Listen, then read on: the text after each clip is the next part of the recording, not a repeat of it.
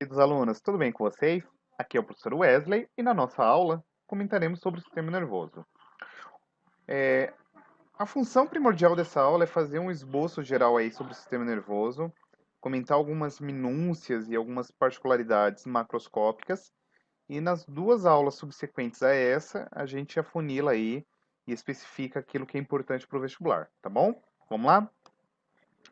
Então, na nossa aula introdutória, a gente vai comentar aqui desde o desenvolvimento do sistema nervoso central até as suas mais diversas funcionalidades.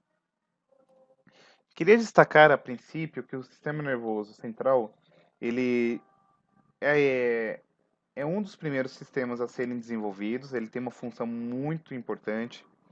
Eu não vou me aprofundar nesses aspectos aqui da embriologia do sistema nervoso, tanto central quanto periférico, mas eu queria destacar que o sistema nervoso central ele deriva aí do folheto embrionário epidérmico, então o sistema nervoso ele deriva da epiderme e ele vai passando aí por vários e vários processos ao longo da embriogênese. Então você vai ter aqui a formação do tubo neural, que nós já vimos discorrido lá na nossa aula de cordados.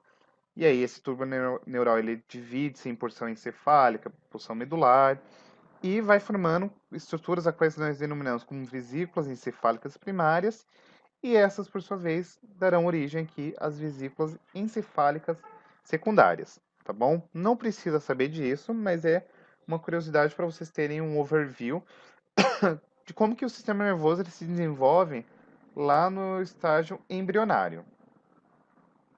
Por fim, vale se destacar que ao passar todos esses processos aí de desenvolvimento embrionário, a destacar-se mais ou menos ali na quarta semana de gestação, você começa a fazer a formação das vesículas primárias e ao término disso você vai ter algumas estruturas, a saber se são elas o cérebro, que ele é formado aí pelo telencéfalo e diencéfalo, o cerebelo, que é formado aí pelo mesencéfalo, e o tronco encefálico, que é formado pelo mesencéfalo, a ponte e o pubo, o famoso MPB.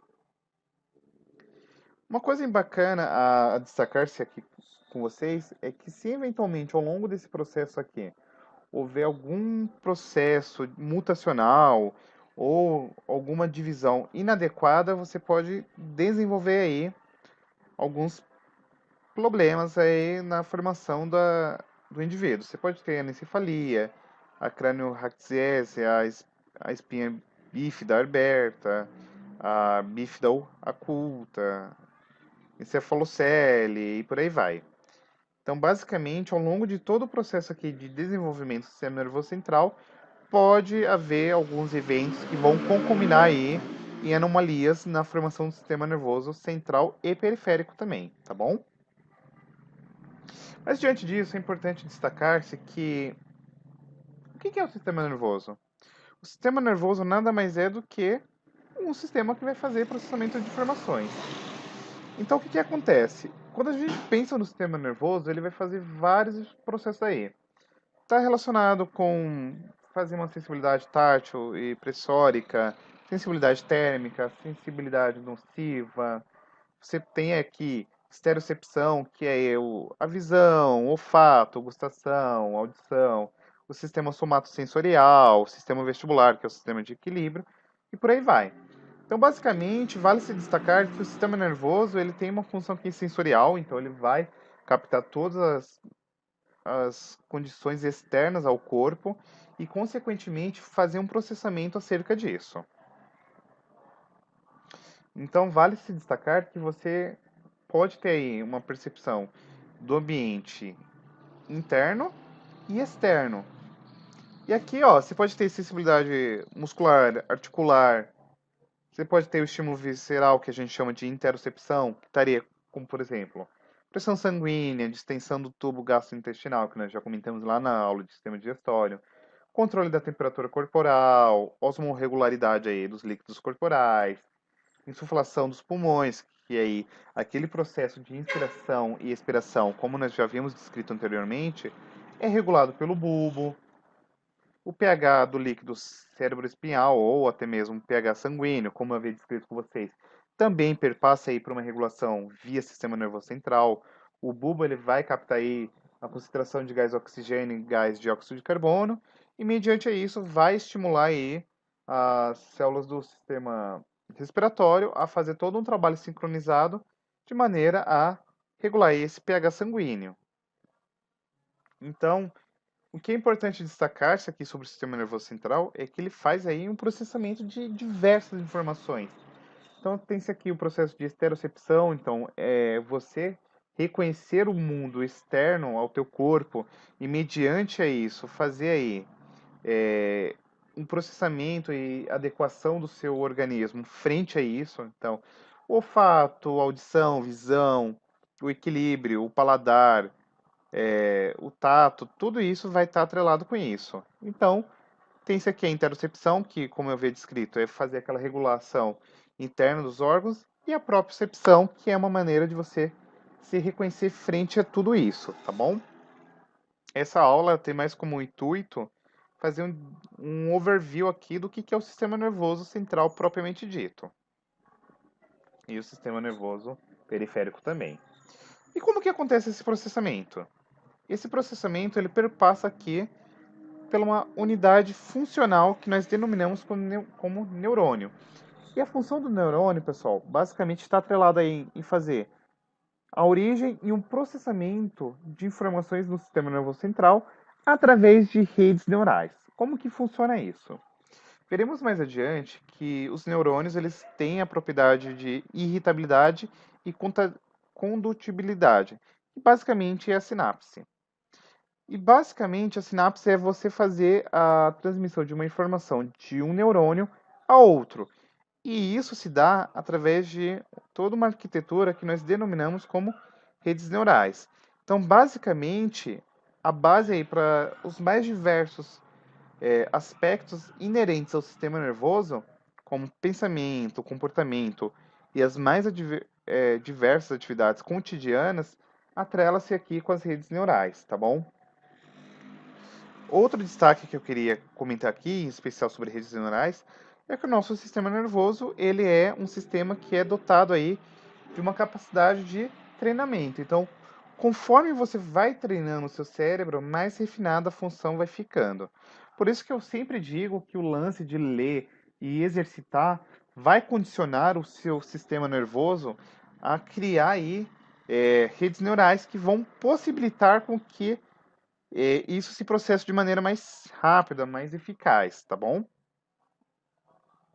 Tem esse aqui o sistema sensorial, e o sistema sensorial ele perpassa por ter vários receptores, que basicamente são elementos aí associados com detecção dos mais diversos compostos que você pode ter. Então aqui você tem quimiorreceptores, que são receptores para estímulo químico, como por exemplo lá no paladar e no olfato. Você tem mecanorreceptores, que são receptores que vão captar estímulos mecânicos, pressão, vibração, gravidade, som, aceleração. Tem-se aqui os fotorreceptores, que comumente estão aqui associados ao sistema visual, que são aí receptores que vão identificar a capacidade luminosa, então os fótons de luz. Temos os termorreceptores, que estão distribuídos aqui ao longo da pele, que podem aí ter um grau variado de recepção dos estímulos de frio e calor, e por aí vai.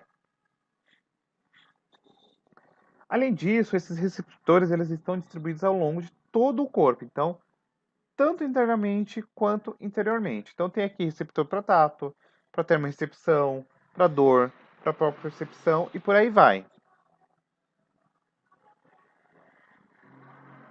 E além disso, vale se destacar uma estrutura em especial aqui lá no cérebro, que é o córtex cerebral. Nós veremos aqui que o cérebro ele tem vários elementos aí, várias regiões com funções bem específicas que trabalham de maneira muito sincronizada, muito harmoniosa. A saber-se, o córtex cerebral ele é dividido aí em 5 porções. Quero já fazer uma observação aqui, uma nota de rodapé, que o cerebelo, que embora eu tenha colocado aqui na figura, porque eu achei ele bonito, não é parte aí do córtex cerebral. Eu só coloquei aqui porque na figura apresentava. Mas o nosso córtex cerebral ele é dividido em 5 porções: lobo frontal, lobo parietal, lobo temporal, lobo occipital e o lobo insular, que não aparece aqui porque é um lobo mais interno. O que, que o lobo frontal faz? Está atrelado aqui com processamentos complexos. Então, cognição, planejamento de movimento, a iniciação dos movimentos voluntários, isto é, o movimento, por exemplo, só de você estender o seu braço é um movimento voluntário, e aí perpassa por toda uma organização lá no lobo frontal para iniciar e fazer esse movimento. Tem-se o lobo parietal, que é uma área que está relacionado com processamento somestésico, projeção, então tudo que está atrelado ao nosso corpo mais direto. O lobo temporal está associado aqui com a projeção e o processamento auditivo. O lobo occipital, que está atrelado aqui com o processamento visual.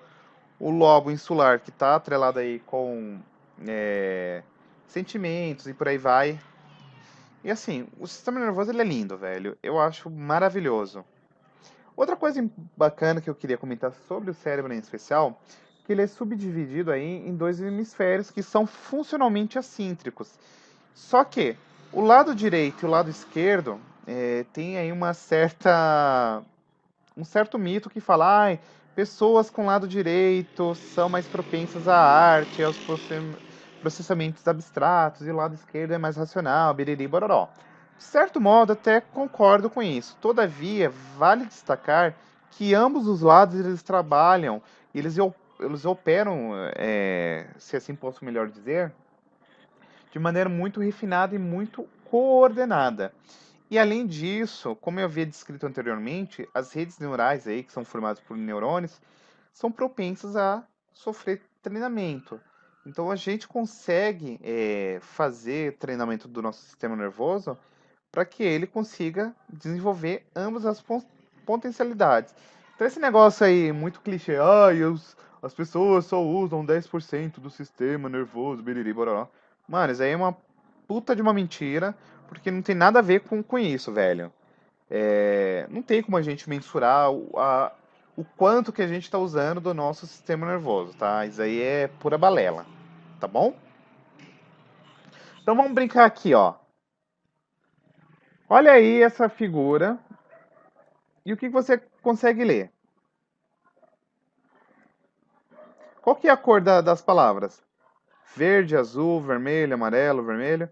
Percebam que nesse exemplo aqui legal, a cor que a palavra está sendo escrita não corresponde a ela, né? Vejam aqui, ó, verde, que ele está escrito de azul. Isso daqui é legal para mostrar como que é esse lance esquerdo-direito, como que o negócio é muito doido, certo? Além disso, eu queria destacar aqui o sistema motor. Como que ele funciona? Ó, você tem aqui três componentes atrelados. Você tem aqui o cérebro, o cerebelo e os movimentos do braço. Como que funciona isso? O nosso córtex visual, que está lá com o lobo occipital, ele começa a fazer aí justamente todo um programa inicial motor, que posteriormente perpassa aí através das redes neurais, estimulando o cerebelo, que vai fazer um programa motor corrigido e concomina aí com o movimento dos braços.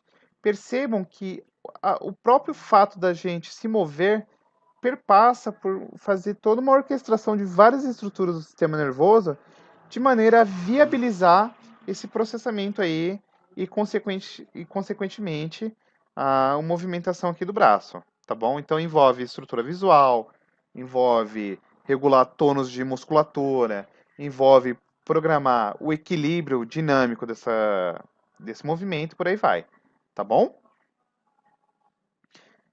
E tudo isso perpassa por fazer um processo primordial chamado como transdução de sinal. De maneira bem simplificada, eu não vou ficar comentando isso aqui com vocês, porque na próxima aula a gente vai detalhar com mais profundidade, mas transdução de sinal basicamente é a mesma coisa que você pegar um sinal, por exemplo, um sinal elétrico, e transformá-lo em um sinal químico. Tudo isso daqui perpassa justamente por fazer toda uma adequação aí nas células funcionais do sistema nervoso, de maneira a viabilizar com que você consiga fazer um estímulo no neurônio aí que consiga ser passado adiante, tá bom? A gente vai ver lá que envolve, por exemplo, despolarização de membrana, influxo de íons, abertura de canais iônicos e por aí vai, tá bom? E aí a pergunta que não quer calar é o seguinte: tá, mas qual que seria a função básica do sistema nervoso? E a resposta é: o sistema nervoso ele tem como função básica fazer previsão. Isto é, o sistema nervoso ele consegue gerar respostas antecipadas que vão garantir tanto a sobrevivência quanto a adaptação da espécie. Beleza? Como por exemplo, isso daqui. O nosso sistema nervoso ele funciona aí como um big data. Ele consegue fazer previsões dinâmicas com base nas informações recebidas. Então foi como eu havia comentado a vocês. Se vocês exercitarem bastante, fazer muito exercício, pegar provas antigas dos vestibulares, vocês conseguem fazer previsões do que vai ser cobrado aí nos exames vestibulares. E, consequentemente, em decorrência dessas previsões, vocês conseguem fazer respostas mais diretas frente a isso. Claro que às vezes dá um bug aí, uma tela azul, mas a premissa máxima aqui, a mágica do sistema nervoso central, ou a mágica do cérebro, se preferirem, é que ela é baseada basicamente na capacidade de fazer previsões. Então, o nosso sistema nervoso ele funciona aí como um grande computador. Ele consegue gerar previsões mediante a informações prévias recebidas. Então, novamente, enfatizo aqui o lance de exercitar. O quanto mais você exercita, não somente academicamente, mas aí nas atividades cotidianas. Então, vamos supor, você quer aprender a cozinhar. O quão mais você cozinha, mais refinado, mais elaborado a sua resposta frente àquilo fica. Por quê? O seu sistema nervoso ele consegue fazer previsões do que pode ou não acontecer. E mediante a isso você refina essa resposta, tá bom? Então, por exemplo, vamos pegar aqui o exemplo do goleiro. Como que será que ele consegue defender aí o gol? Através de previsões. A depender do pé que o cara vai chutar ou da velocidade a qual ele vem para dar o chute, ele consegue prever mais ou menos para onde que a bola está indo e, consequentemente, fazer a defesa aí do gol. Então, o sistema nervoso ele tem essa pegada de fazer essas previsões.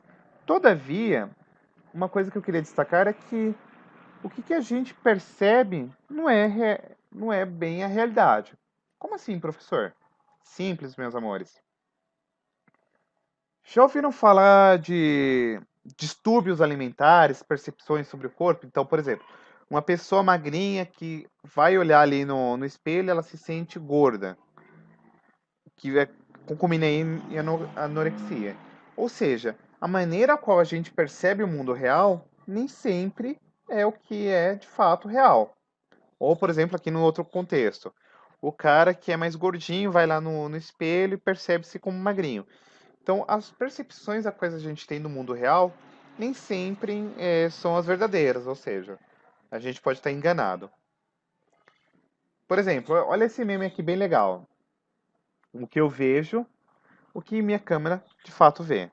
Então percebam que as percepções do mundo real e o que a gente percebe são extremamente diferentes.